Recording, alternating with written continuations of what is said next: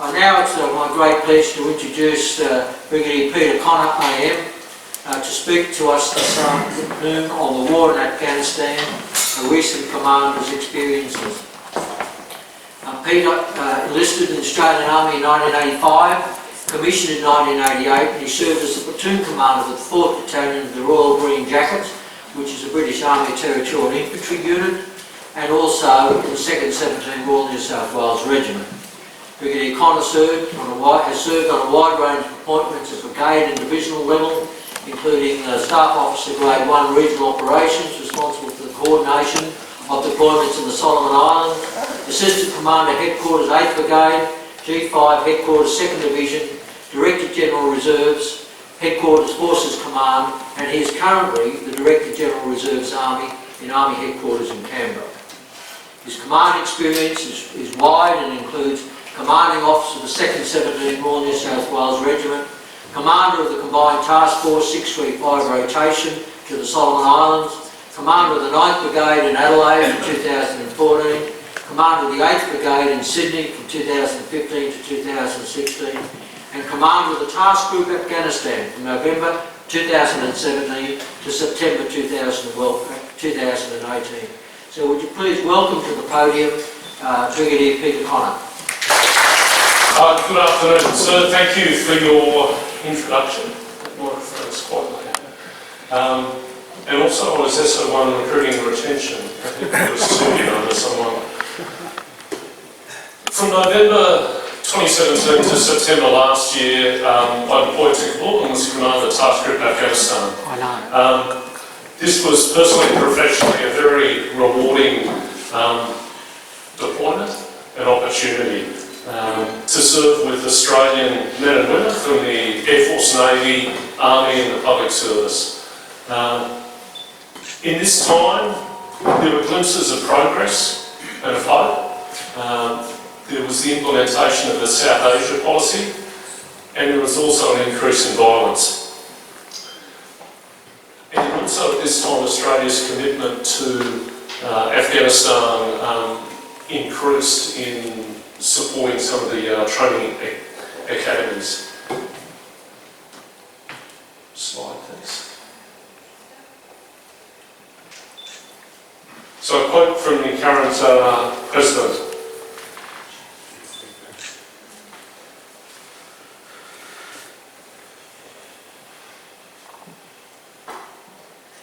And today that's significant because today in Kabul there is a lawyer jirga of about 3,200 key stakeholders in Afghanistan who are meeting to actually determine the structure for peace and negotiations with the Taliban, which is quite a significant event, or it may at least be. Slide, please. So what I'll cover today is, I'll set the scene, looking at the geopolitical, the threat, the current missions in Afghanistan, being Resolute Support and Freedom Sentinel. Cover what Australia's commitment currently is in Afghanistan, and also looking to the key events of 2018. Some observations on command, and then looking to the future of Afghanistan. Now I'd note that on the 2nd of September when I left Kabul, a new American commander, General Scott Miller, was appointed to Resolute Support, or to command US Forces Afghanistan. And since then, with the new commander, things have been done differently. So I can certainly reflect on my time there, and as you would expect, we track what occurs subsequently, but by not being on the ground, there's a degree of granularity that I certainly wouldn't have. So, Afghanistan. Afghanistan's a country of about 35 million people. It's smaller, it would fit into New South Wales to give some size, idea of size. The majority, it's made up of 6 main ethnic groups, the majority being Pashtun, Tajik, Uzbek and Hazara. These ethnic groups are significant as to how Afghanistan functions and the allegiances and alliances of those various racial groups, and their influences on them. The country is 99% Muslim, with the majority Sunni. As you'll see, Afghanistan is bordered by Pakistan, Iran, Turkmenistan, Uzbekistan, Tajikistan and China.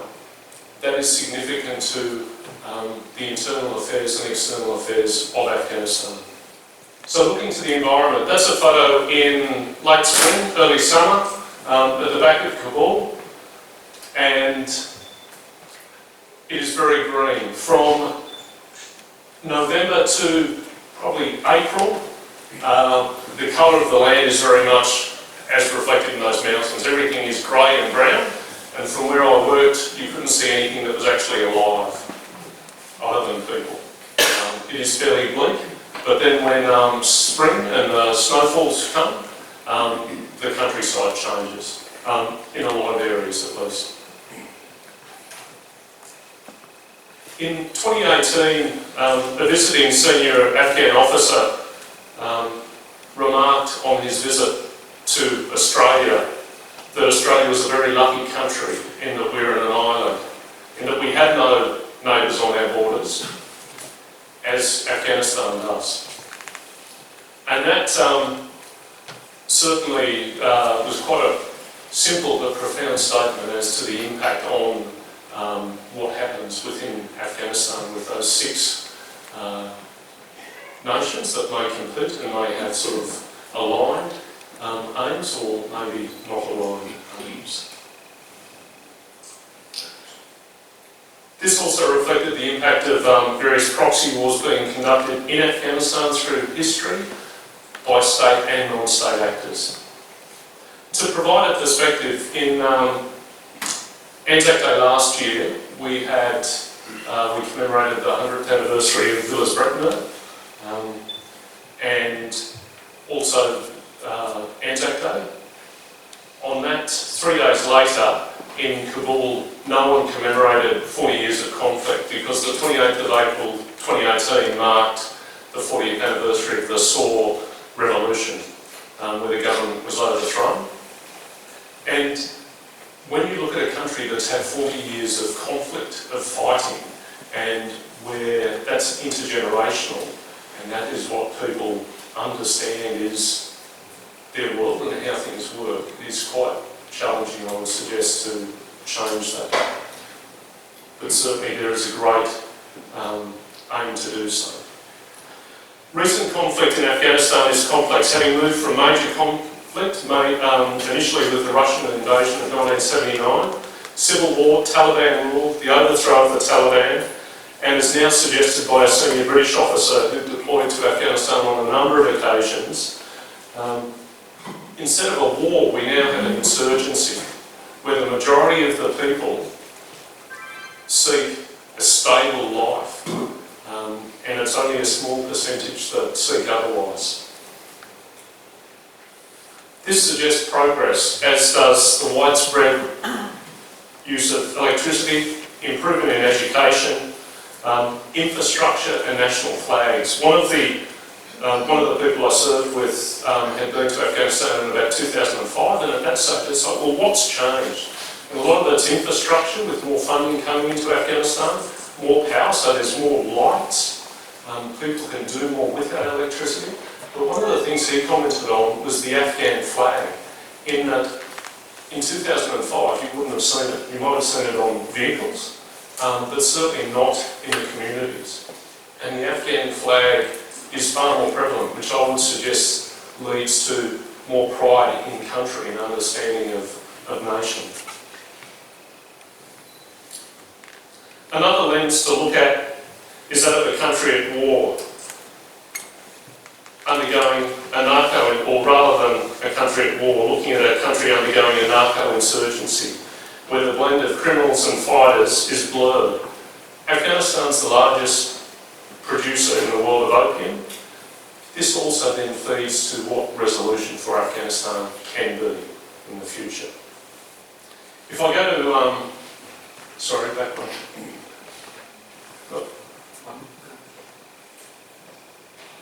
If I go to threats, the main threat groups that we certainly dealt with are the Taliban, the Haqqani network who are aligned to the Taliban, ISIS, Khorasan province, and Al-Qaeda. They each have different aims, they each align in different ways to each other. They each have different TTPs, so practices of how they operate, and different boundaries as to how they will operate, and for some of them lack of boundaries, that there is no restraint. So from that I draw that we don't have a uniform adversary, and therefore the threat will change on a daily basis. In August 2017, President Trump announced the South Asia strategy, a strategy that deployed an additional 3,500 troops to Afghanistan, provided US forces greater flexibility to attack the Taliban and ISIS Khorasan province and other extremist groups. In addition, the strategy placed greater emphasis on efforts to build the capacity of the Afghan security forces. This also included the deployment of, in those 3,500 soldiers, of a SFAB, which is a Security Force Assistant Brigade. I will try to restrain myself from using acronyms, but the very nature of being in the military is that they are second nature. So please, if I start talking in a garbled manner, just stop. But SFABs, key term, and very effective. The strategy also calls for significantly regional actors, particularly Pakistan, to increase pressure on the Taliban to enter a reconciliation process. So this was significantly a conditions-based strategy, not set on a finite time table. And you would see today also that Imran Khan from Pakistan has also made statements as to the peace process in Kabul and seeking for that to succeed and for Pakistan to support that process. So Australia's commitment. Australia has deployed forces to Afghanistan since November 2001.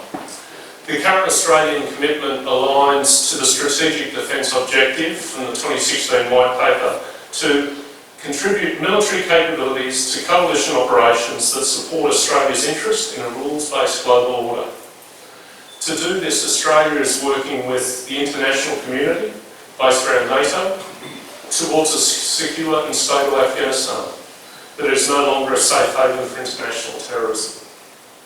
That's the objective. So breaking that down, what do we do? So what does the Australian Defence Force do? Operation High Road is Australia's commitment to support Operation Resolute Support.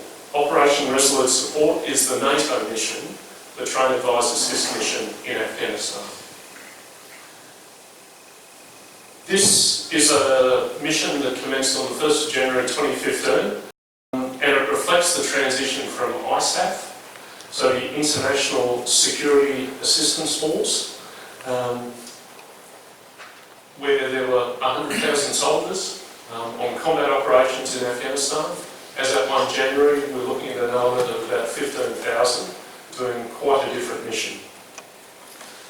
And the purpose of this mission is to help develop the Afghan security institutions, be that the Ministry of the Interior, the Ministry of Defence, the police. There are various facilities that actually support that security. Our commitment through Operation High Road involves operational planning, force generation processes, management and development of personnel, budgetary processes, logistical sustainment and civilian oversight. I'll go into detail as to what that actually means. They're quite high-level aims, but certainly that's the things that we then deliver against in this mission. So, Operation Resolute Support has about 16,000 people in it,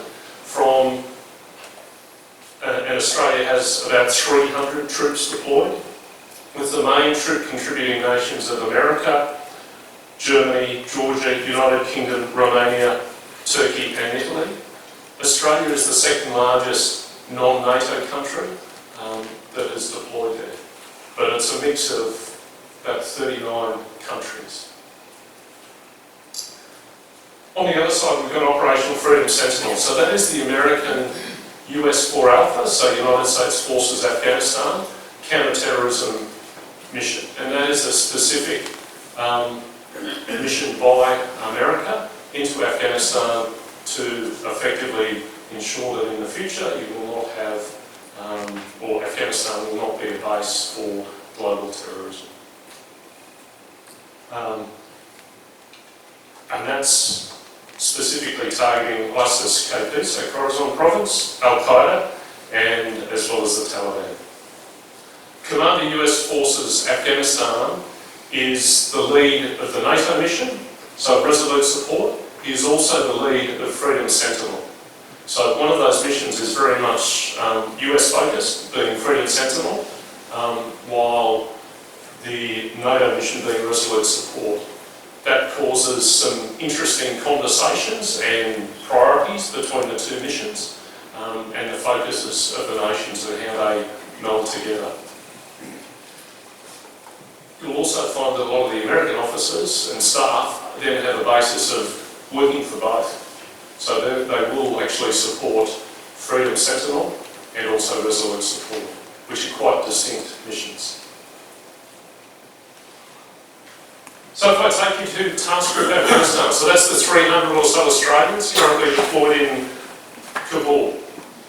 So just to identify the difference between our Train, Advise, Assist mission and that of ISAF. In ISAF, when Australia had forces in Afghanistan, we were deployed mainly in Uruzgan Province, which is now in Train, Advise, Assist Command South, based around Tarin Kowt. And that was in a task group with a lot more people. Now in January 2015, ISAF commands transition to the Train, Advise, Assist command. So if I could ask if you could go back 3 slides, please, to the map. So you'll see there in the green boxes the various Train, Advise, Assist commands. So bordering onto Pakistan, you've got Train, Advise, Assist command east, and then south, southwest, west, north, and then TAC-C is TAC capital being Kabul, in Kabul province. Now, TAC West is commanded by an Italian brigadier with Italian elements based in Herat. TAC North is based on the Germans. TAC Capital is based on the Turks. TAC East is American, as is TAC South and Task Force Southwest. So that reflects the transition from ISAF to smaller commands with a lot fewer soldiers there, providing training, advising and assistance. So, Task Group Afghanistan, made up predominantly of men and women from the Air Force and Navy and Army. Army is obviously the largest provider. Also with 3 APS, public servants, that varies. And members are both full-time and part-time. So if I just run through these, not as shown on the screen, if I cut to the third one. Firstly, ANAL, so that's the Afghan National Officer Academy. That's out of Qaeda in Western Kabul. We provide trainers and force protection to that. It's been described as dungeon in the sand, and it's very much to train a basic level officer up to be effectively a platoon commander. There are 3 graduations a year of up to 350 per graduation, which is an outstanding number of people that are moved through that system. Next we have Command and Staff Academy, which is a German-led Train, Advise, Assist mission, also based at Karga. The Academy CSA has about 1,300 students who go through. If you're familiar with the Australian Defence Forces training, that runs from courses that would run it from Canungra to Western Creek, so Staff College, and then also senior course. So it covers a range of officer training. That's a mission that started in January last year with Germans and also with Australian advisors to that. And that advice is to the whole academy, not to resource it, not to conduct the instruction, but to work on how the infrastructure of that academy can actually develop and then be sustained in the future. And out at Kogan we also have the Sergeant Majors Academy, which in December 2017 an Australian team came in, all Australians, and then started advising that academy. The academy has one colonel as the commanding officer, and all the other staff are then warrant officers. So it doesn't fit within our model, it fits more in the American model, and so therefore when we had an RSM and 3 or 4 other Australian officers come in, there was some interesting opportunities to really develop this, and they are very determined to develop because there is a lot of reliance placed on the sergeant majors within the Afghan army.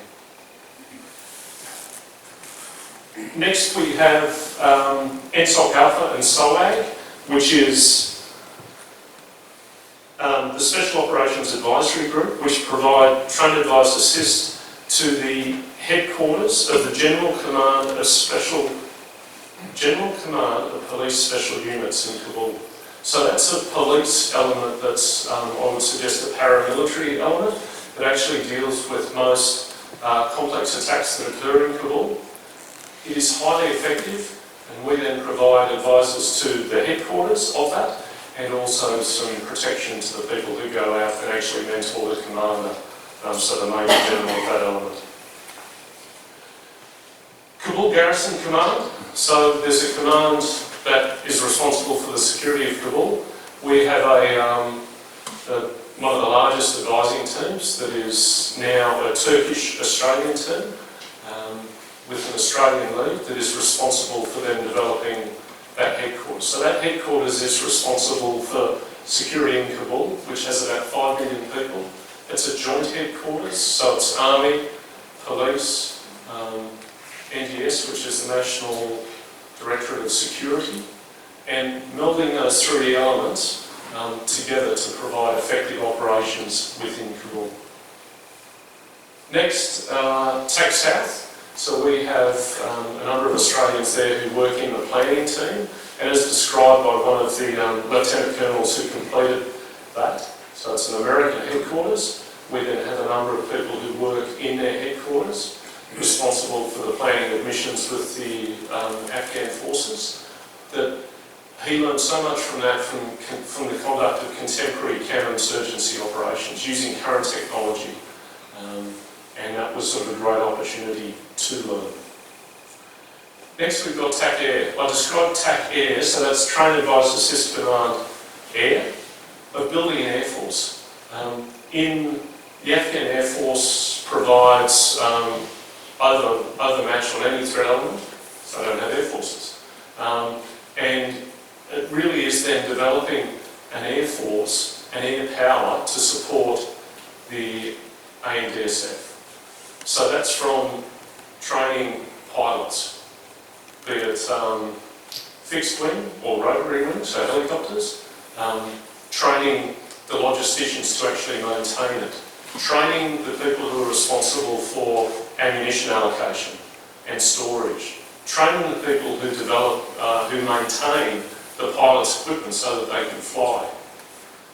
Also communications. So the expanse of that is quite challenging, and the achievements, certainly while I was there, of the increase in effectiveness and capability of the Afghan Air Force was quite remarkable. There is still a long way to go to train people to actually use sophisticated technology, but certainly there is very much some shining lights who are making progress there. Embeds, so loose term for those individuals who are then embedded into other organisations. Now that ranges from, we provide people responsible for operational planning, logistic planning. We provide the gender advisor to the commander of Resolute Support. Some of the planning staff were responsible, for example, for the election planning through last year and this year. And that's not just for security, but that's for the coordination of a lot of the elements within Afghanistan of actually making the elections run and be conducted. We also provide staff to the Counter-IED Task Force, which is through, and the support of Project Redmond, which is an Australian-made counter-IED technology, which you should look up and understand, because it's a great thing that Australia has done. It's very effective, and it has a great place within Afghanistan. Finally, we have the Role 2 Hospital at Kabul, which provides medical, dental, nursing staff in a Role 2 facility that supports the NATO mission and the US Waratha mission. And that's a multinational headquarters. They also provide a aeromedical evacuation capability out of Kabul. Finally, at the top, at the top, the headquarters is made up of all the functions that you would expect of a headquarters, from the commander, an RSM, chief of staff, and then through personnel, intelligence, operations, logistics, communications. Underpinning all of those elements is the Force Protection Company. So while I was deployed, that came from firstly B Company, 3rd Battalion Royal Australian Regiment, that was then replaced by C Company, 3rd Battalion Royal Australian Regiment, that was then replaced by D Company, 6RAR. And 6RAR, D Company actually had its handover parade on the anniversary of Long Ten last year, which was very appropriate for that company to step back on operations, and certainly momentous day for them. These soldiers are professional, confident, well provisioned with contemporary weapons and appropriate contemporary protection, and vehicles such as Bushmasters. These are all very effective. They provided a clear standard and were the force protection of choice. We had other nations actively seeking our soldiers to support them, with some people actually going and saying, I want an Australian team to support me. And it's like, thank you, no. They are here to support us, and where we have multinational teams, they'll support whoever we're travelling with. No problem there. But that just shows the level that they were at, and it's a great compliment to them and to the training that they go through. One standout for me from the deployment was working with the Force Protection Company. So that's one of the corporals who ran the P&V section out of where I was based. So he had a section of about 12 soldiers. He was responsible for the movement, safety of various elements around Kabul. And we had privates and lance corporals then running some of those patrols with great responsibility, and because of their professionalism and getting the right tone, they were very much respected and had the respect both ways of those that advise us that they're actually moving and supporting. And one of the skills that we rarely see is that they're able to escalate and de-escalate, to read a situation and actually respond to that. And by their very presence and certainly not relaxed demeanour, but not threatening demeanour, they could then move up or move down, remove people from situations, and therefore provide that sense of force protection that we needed to operate. So they did an exceptional job. So, 2017-2018, some general observations. I'll cover events through the back end of 2017, then into 2018, with some insights that may give you an understanding of the environment, some of the considerations of operating in Afghanistan, and some of the events that have occurred and that will then flow through. So firstly, winter. It was a very mild winter. In the back of the photo there, that's an Afghan soldier in the vicinity of Karga, is the Hindu Kush with snow. There was very limited snow over the winter of 17-18. I wore a coat on, I think, 3 occasions. It got down to -6 or so, but there just wasn't much snow. The impact of that was that the fighting season just continued. because people were able to move men, weapons and equipment, explosives into areas and therefore continue to fight.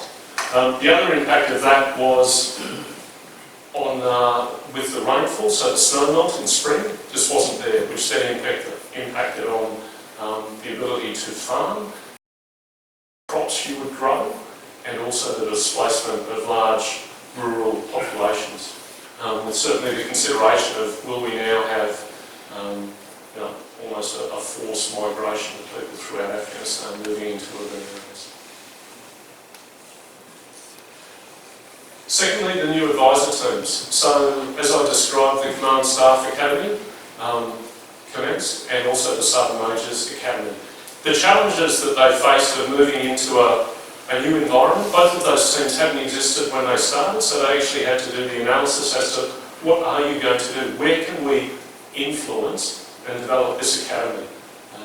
So, from my point of view, they did an exceptional job in that. In developing rapport with the people that they were mentoring and supporting, and also with the various other bits of NATO that they had to work with and work around. They demonstrated resilience and energy, both on, and by the end of it had really cemented our place within those teams and with those academies to make longer lasting changes that would assist. Next we have Kabul security. So in January 2018, ISIS-KP attacked the Save the Children compound in Jalalabad to the east, and by doing that killed a number of people, and Save the Children then left Afghanistan because of the threat. That then followed 3 main attacks in Kabul in January. So on the Intercontinental Hotel, where about 43 people were killed, and then the police units then came in and cleared the Intercontinental Hotel. Then there was a vehicle-borne IED on the Jamhuriyat Hospital, which killed over 100 people, and that was mainly civilians. And then finally there was an attack on an Afghan army base by ISIS-KP that then killed another 18 soldiers, and we had then Australian medics actually supporting the treatment of some of those casualties, which really reinforced to me the training that we undertook, in that we had a number of our medics saving lives, and to talk to the medic and then see the soldier who'd been shot and was on death's door in one piece the next day, so an Afghan soldier, was a great testament of them getting involved in the skill set, which also then reinforced the training that we were doing to be able to support ourselves and the people we worked with. From those 3 events in Kabul, there was then a focus on security in Kabul. And certainly the Australian Kabul Garrison Command team then had a real task to actually ensure that the Kabul Garrison Command was functioning. So a lot of NATO assets and interest was then placed on Kabul to ensure that the work that was being done and the various institutions could operate effectively without that threat. Significantly, if I move to the next point, on the ceasefire. So, on the 28th of February last year, the President of Afghanistan, at the Kabul Peace Conference, offered the Taliban peace talks without preconditions, which was the first. And over the 15th to the 17th of June, over the Eid al-Fitr holiday, the Afghan government and Taliban honoured a ceasefire. Now, this was the first time in 17 years that actually stopped fighting. ISIS-KP was not a party to this ceasefire, and neither were we. So, which had ramifications for us. But in that time, Taliban moved to a number of regional centres, left their weapons literally at the gates, and went in and spent 3 days with their family and people they may or may not have met. That showed to a large proportion of the population that there was an alternative to what they'd been doing for the last 40 years, and has had some long, or hopefully, some long-term effects.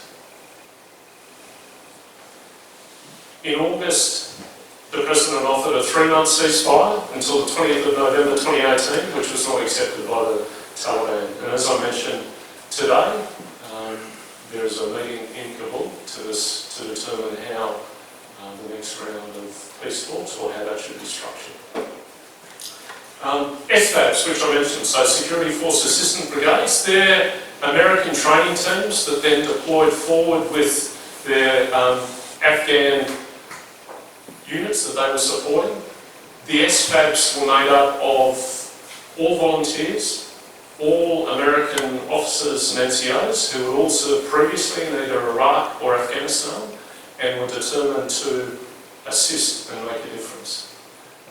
They were also then supported by assets that, with the pivot out of Iraq into Afghanistan in early 2018, they were then supported by a number of ISR, so intelligence, surveillance, reconnaissance assets, and also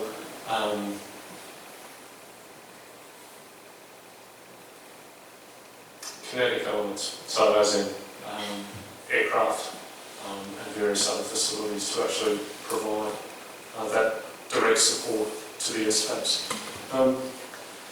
They made a difference in empowering the ANDSF to manoeuvre, and in a number of places they manoeuvred where they previously hadn't, and even through ISAF times. A number of the officers we had in the contingent had served in TAC South at that time, in 2012, 2013, and some of the things that the Afghan National Defence Force was doing there had not been achieved with a lot more people.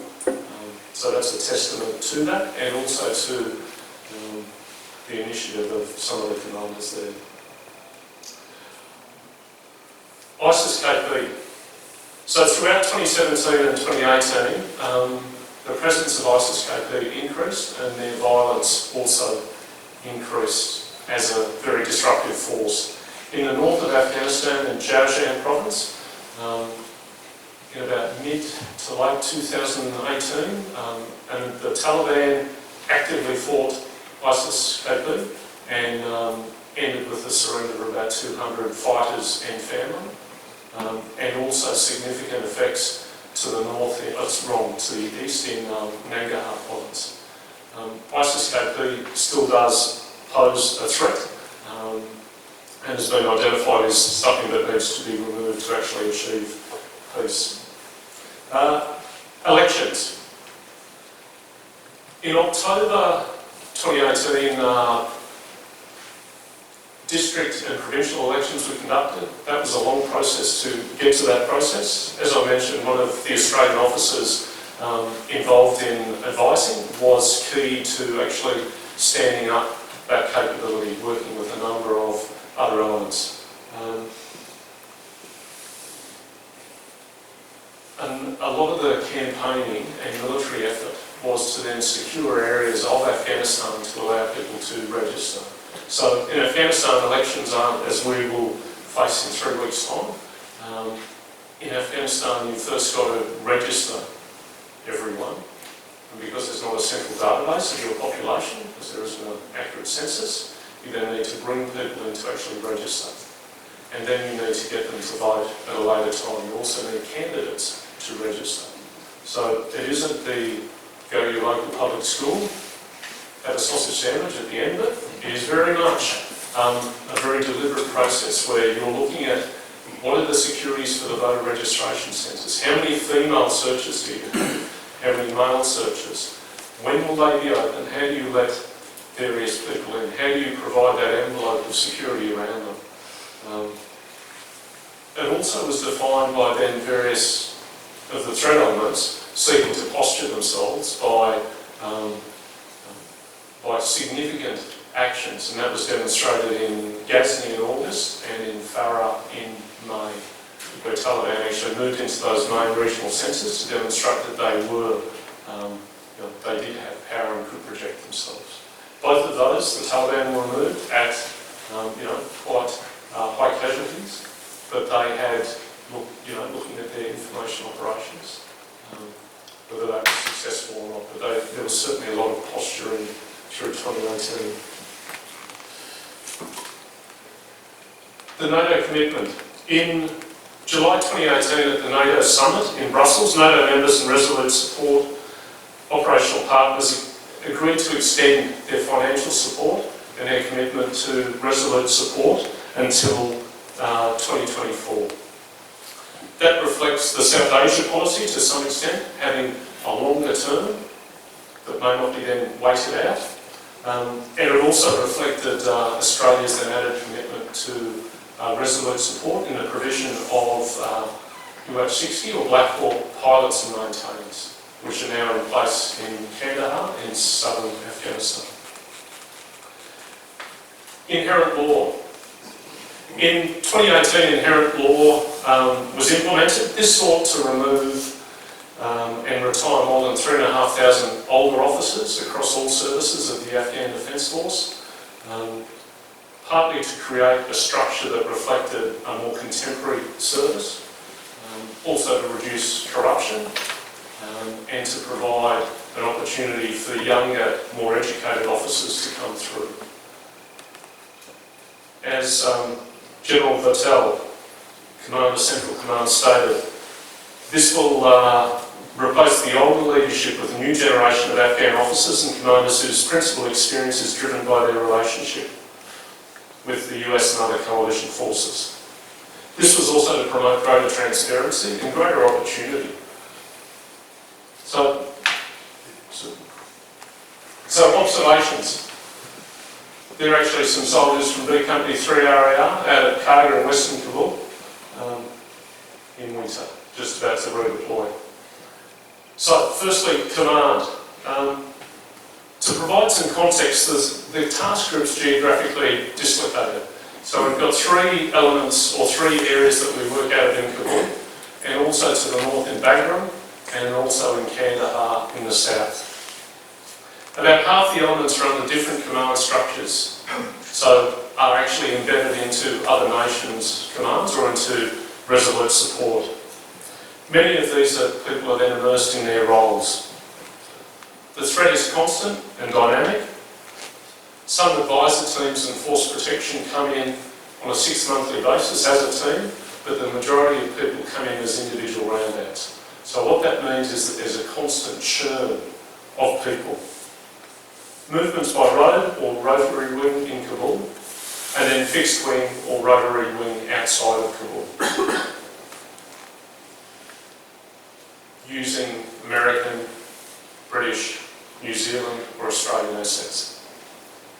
When I look at the command function, it has an internal role into the people of the task group, but it certainly has a strong external role, working with the ambassador in Kabul, and also with the Defence Attaché, with Australia's strategic engagement with Afghanistan, but also all of our NATO partners. To understand command, that context is relevant. One of the things we identified with just the constant churn of people is lessons. How do we actually pass on why we do things and how we do those things? Where we may have been performing, so if we look at the force protection, that was there from FPV8, so force protection 8. So 7 teams have come and gone and done things. The environment's changed, but how do we then get people to question and then not become complacent? And that's exactly what they did. There are always things that you can improve, and with a curious mind and initiative, there were certainly things that we identified that we addressed, but at the end of it you'd be amazed how could we let that go, but also it really kept us on our toes.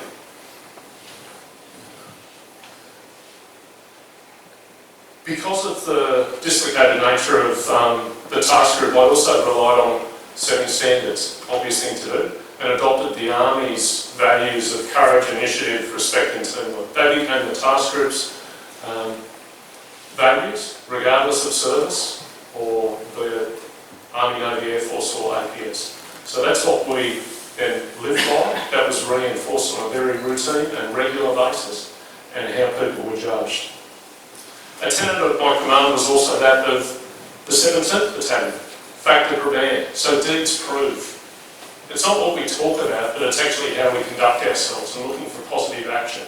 So that's something that we pushed out into the task group with an expectation that people would actually do things on a positive basis with an outcome. And my expectation is that I will judge them on that. The majority of the people I've never met before, and the majority of the people have never met me. So they didn't know what a Connor was, and I didn't know what they were. And that was, I must admit, incredibly successful in that you had no preconceptions. The expectation is you would do your job, whatever that job was. If you didn't know, you better clarify it. And I would judge them on it, and they would certainly judge me on it. Doctrine. Australia has had a commitment to advising since 1962, 1963 in Train Advice Assist through Vietnam. My father served in the Australian Army training team in 1970, and in 2018 we issued doctrine on that very capability of Train Advice Assist, grabbing those lessons for the last 50 years so that we had a better structure to actually go forward.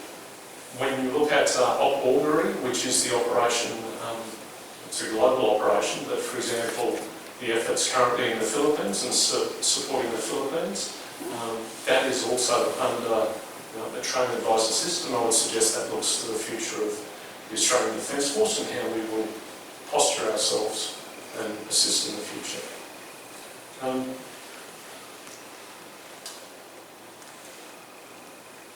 The Train Advisor Assist mission was not centred on providing resources, but it was about development and sustainment, and therefore shaping a solution that may not be the solution that we would have with our resources and background and experiences, but was a solution that would actually sustain itself and could be implemented by whatever element of the Afghan security forces it was. So that was quite a lesson to learn as to it wasn't a worse standard, it was a different solution that could actually exist there when we were not there. One of the other considerations of it was that some of the people had had 17 years of advising, where they had had an advisor every year to come and change their world and tell them how it should be. So part of being an advisor, from my observations and dealing with some of the Afghans, was actually building that rapport and understanding what is achievable. And for some of the advisors, it was realising, I'm not actually going to see the benefits of my effort. It's going to be in 1 or 2 years' time when those systems and people actually accept and change. Integration and the total workforce model. So integration into the task force, task group and the mission was relatively seamless. I found that people knew and did their job. Their background, gender or service was irrelevant. They were accepted. I'm a part-time officer with different experiences. That was quite irrelevant. It was not a differentiator at all. This was really brought to me on Christmas Day, where someone came up to me in the hall outside my office, took me aside, shook my hand, wished me happy Christmas and said, I'm a part-time officer also. Sorry. And I expected sort of a secret handshake or something. It was just, it did not matter. And I think that's a great reflection on the ADF and in our training and cultural change. That just as long as you are doing your job, it does not matter what your background is. I was not sensitive to it, and across all elements, there were part-time members and full-time members. And the basis of their service certainly did not determine their effectiveness. One of the things I certainly did see in that change of culture was evidence in the successful application of the Reserve Battle Group and through the force generation cycle that the Army runs, that then people who had gone through that training program then deployed. That's either as officers or as force protection in the force protection company. So I see my experience in the task group as a very positive reflection on the ADF and the total workforce model. This provides for different, so you might be CIRCAT 7, so service category 7, and then you might transition to 5, which is then on a part-time basis, and you may then move between those as the requirement is. So this also, my experience reflected very much on the ADF's selection processes, individual and collective training, and as the majority of the task group had not deployed previously, they applied themselves and certainly achieved the mission that we had. Looking to the future,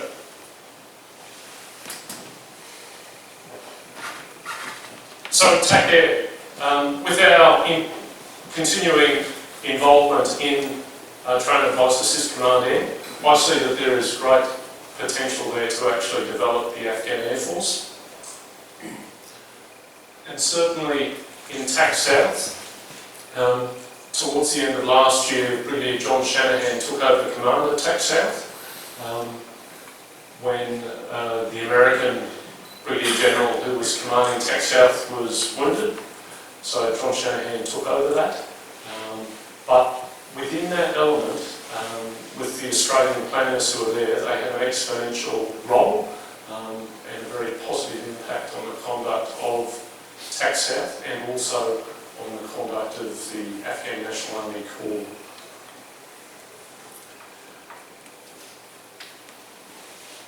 The academies, so ANULA, the Sergeant Major's Academy, and also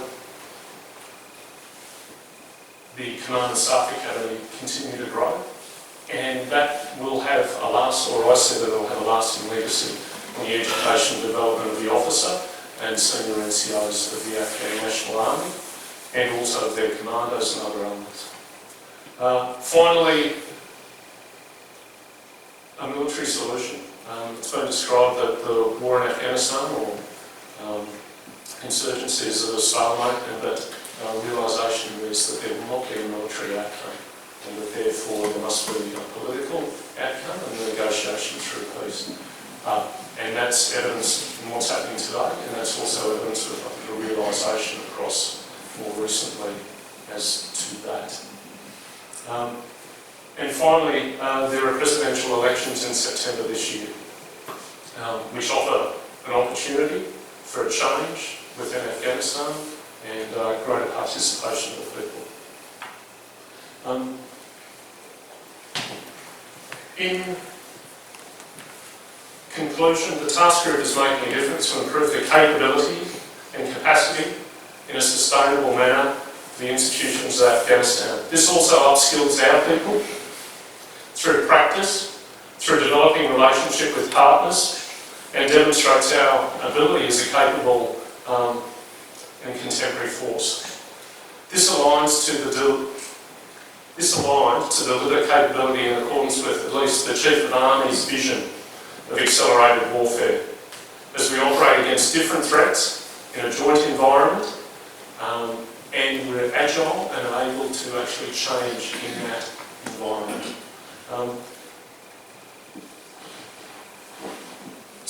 Further information on the current state of Afghanistan, that noting that I left in September last year, comes from these three documents I've offer to you. Firstly, a survey of the Afghan people, which has been done over a number of years, and actually tracks changes through a survey of about 10,000 people per year as to their view on the economy, security, their hopes and aspirations.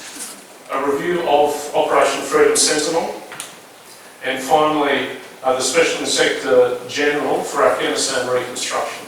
The last two documents, or all three, or the last two are American.